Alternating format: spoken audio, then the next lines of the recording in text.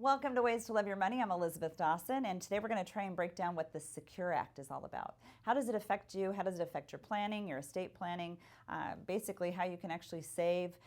So one of the big differences that's actually occurred is that there's no longer a stretch IRA.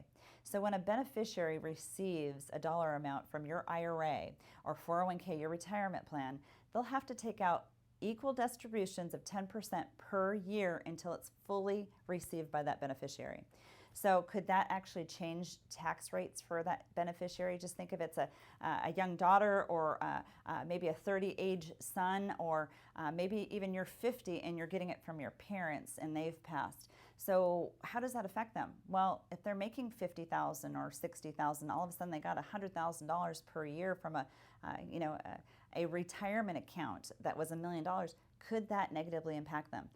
It definitely can. So now's the time to get some professional advice with this. Talk to your estate planning attorneys just to see how they might be able to work with you on this, and definitely reach out to a financial advisor who can actually help you with this as well. Some of the other topics that we want to talk about too: IRA contributions. If you are still working and you're earning income, you can still put money into an IRA or a 401k or a TSP or a 403b, whatever it might be that's in your interest pool, even a Roth IRA. Now you can do it to age 72. So that's a nice little bonus. A lot of people wouldn't be able to do that in the past. So now adding on a couple more years might be able to get you a few more contributions so you can actually have more income for retirement.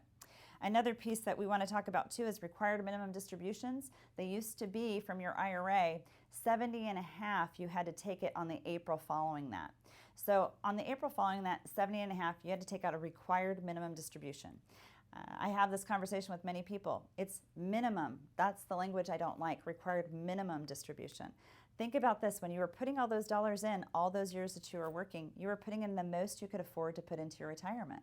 Why are we running away from those required minimum distributions? But the good news is here, if we're going to run from them a little bit longer, we don't have to take them until we are 72, which is 18 months later than we would have had to originally.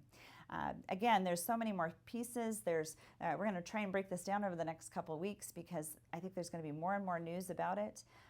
Even for small employer plans, they're going to group them with other, non-like employer plans just to be able to offer a 401k to someone, 1,000 hours or more if they're going to be eligible for it, to be able to contribute.